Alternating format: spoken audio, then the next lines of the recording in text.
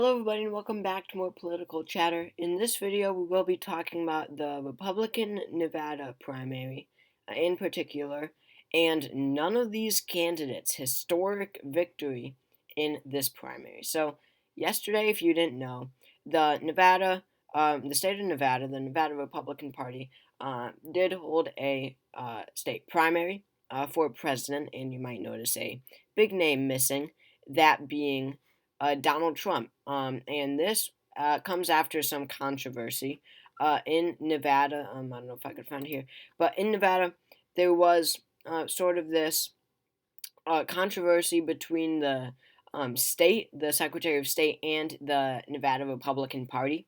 So the state had organized a primary so long ago. It was planned for February 6th. Whatever, we knew it was going to be held. We figured that this is how Republicans would allocate their delegates. And candidates such as Nikki Haley, Mike Pence, Tim Scott filed to run in this primary. But then, months after Nikki Haley announced, the state party actually says, no, we are not holding a primary to allocate our delegates. We are actually holding a party-run caucus 2 days later on February 8th, and this is how we will decide how delegates are allocated. Additionally, they said anyone who files to run in the primary, or who has even already filed to run in that state-run primary, will not be able to participate in this caucus.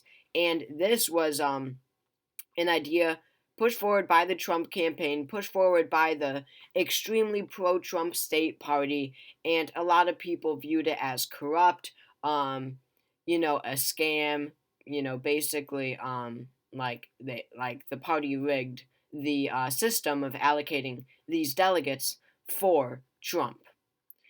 And Trump did get what he wanted. Haley, there's only two remaining candidates now in the primary, or sorry, in the nationwide Republican primary, that being Trump and Haley. And Haley had already run for the primary, so she was not eligible to be part of these caucuses 2 days later. So that left the race in Nevada, the primary race, between Nikki Haley and none of these candidates. Now, what is none of these candidates? It is an option that appears on every Nevada ballot. In Nevada, for whatever reason, and Haley got so unlucky here. Of course, this is the one state where Trump isn't on the ballot, that she could actually win. Of course, there's an option like none of these candidates. None of these candidates. It is only a Nevada thing, so don't think your state is weird for not having it. But it never really wins. It's just one of those procedural things that they, do every election for no reason, like it's a tradition. I remember in the Senate race back in 2022, it got like 0.6 or 7 or 8% of the vote. 0.78 or 678, not 6, 7, or 8. 0.6, 0.7, or 0.8. So it usually doesn't get much of the vote at all. But now, were all of the Trump supporters just going to let Haley win a meaningless primary? Remember now, the primary doesn't award any delegates, right? So, it doesn't matter when it comes to delegates. The caucus decides delegates. But still, were Trump and his supporters just going to let Haley win this? No, of course not. And of course, this is the state that has none of these candidates as an option on the ballot. So, all of the Trump supporters did go to the polls yesterday, despite it not mattering and Trump being, of course, participating in the caucuses. They all voted for none of these candidates to, just in spite of Haley, even though it doesn't matter, just in spite of her, to make her mad, make her campaign look weak. And they ended up winning somehow. For probably, I think this has happened like twice before in history, and they were just like little local elections. None of these candidates won last night. And it certainly has never happened in a presidential primary, I can guarantee you that. And it crushed Haley. It was 63.3% 44,082 votes, to Nikki Haley's 30.5% with 21,227 votes. Mike Pence came in fourth. He is a withdrawn candidate but remained on the ballot with 3.9%, 2,700 votes. I don't know how he got this many votes. I mean, that's insane. 4% is honestly astonishing, considering that Nikki Haley and Mike Pence are literally the same person on policy. And Tim Scott pulled fifth, 1.4%. Not a bad showing for him either. Less than 1,000 votes. So overall, no one voted in this primary, right? Regardless, so it's not like it matters. But what was I gonna say? I have no idea. But the thing is, Haley got crushed. It's not like this was some close race where we were expecting a close race between none of these candidates and Nikki Haley. I mean, we thought it would be at least somewhat close, considering that none of these candidates is not a candidate. It is not a living human being. It is not an object or idea or even an abstract idea. It simply doesn't even exist. And yet, it won more than double the amount of votes that Nikki Haley got. Double. It more than doubled her vote total. She got 21,000 votes. None of these candidates won with 22,855. So, even if it was a normal primary or caucus, whichever one, and both Trump and Haley were participating, Trump would have still, blown the race out of the water, right? I mean, it wouldn't have been close either way, right? So, the point is, it's not like Nevada in any way matters, heading into South Carolina or any Super Tuesday states or any state in general. No one really cares about Nevada, especially, since Haley was in one race and Trump was in the other. But it does go to show you how this primary is just over. I mean, it's not like it's going to get close at all. But yeah, I mean, that's just sad, 30% to 63%. That is just so sad. But it doesn't get much better. I mean, look, you've got Nevada.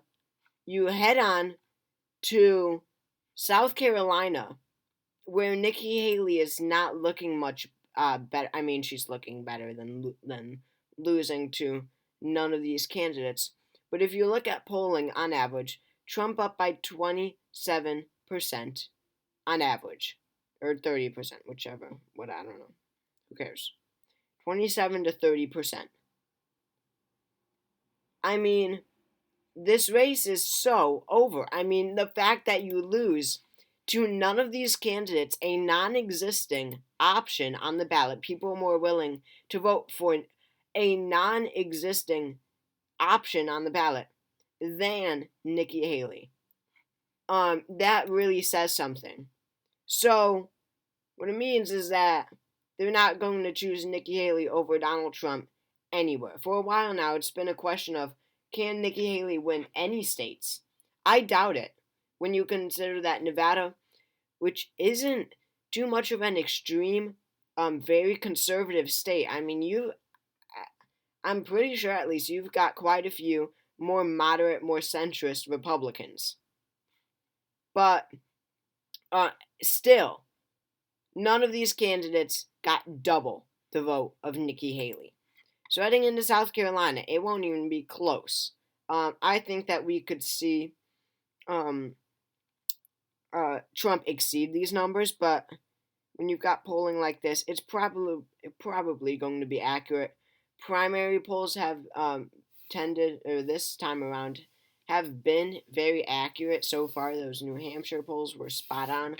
Iowa a little iffy with second and third placement between DeSantis and Haley, but still overall, basically representative of the actual vote. So we can expect Nikki Haley to get crushed in South Carolina. And then you move on to Super Tuesday, if she still continues. Because you've got Oklahoma, Trump is ahead by, 77%. You've got Alabama, he's up by 75, a little bit worse for Trump. Texas, he's up by 69. California, which has like 200 delegates, he's up by 67%. Tennessee up by 63. Virginia up by 59. North Carolina up by 54. And then Massachusetts, by far the closest of the Super Tuesday states according to polling, Trump is still up by 41%. Now, I know we've talked about how this is over and that it doesn't even matter at all, but it kind of does when you consider the money. Because for whatever reason, Nikki Haley, her fundraising is through the roof. I mean, obviously this is because it is now a one-on-one race. There are no other candidates left to donate to besides Trump. All of the anti-Trump, rich people are just going to vote for, donate to Nikki Haley. So I mean, obviously she is going to see an uptick in fundraising, but people still, her donors clearly have so much faith in her still. After she loses to none of these candidates in Nevada, after she gets crushed in Iowa, gets third behind even DeSantis, comes in behind by 11 in New Hampshire, they still have faith in her. So, amazingly, I think that it is a possibility that Nikki Haley actually does stay in for Super Tuesday. She says she will. Now, a lot of people say that and then, of course, end up not doing it. But, like you hear all the political pundits say, candidates end their campaigns when the money dries up, when they don't have the money or resources to continue a presidential campaign. And Nikki Haley, it seems like, doesn't have that problem. She raised $16.5 million in January. January, not quarter one or quarter two of last year. January, 1 month of this year. I mean, that's like, that was like, I saw a graphic, that was like half of what Trump raised. Half. And she's down by 77%. It makes sense if Trump was at 66% nationwide, or in these states, and Haley was at 33%, right? And then Trump was raising double the money that she is, proportional to the votes that she's getting. But no, Trump has exactly, at least in Oklahoma, 8 times the amount of support that she does. But Trump is only getting 2 times the amount of money that she is. So amazingly, we could actually see a Super Tuesday situation where Haley remains in after South Carolina, but I would still give it an unlikely chance. A lot of people, grassroots donors, voters respect that she is staying in the race, that she's not backing down to Trump and just letting him be the nominee. And mind you, she's staying in. This comes after the RNC literally tried to declare Trump as the presumptive nominee after 2 states, Iowa and New Hampshire.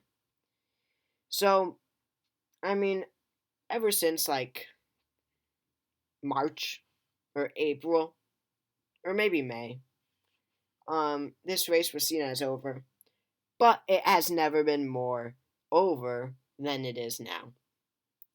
So thank you all for watching this video. Make sure to subscribe if you enjoyed and you like this type of political content. And I will see you all for the next video.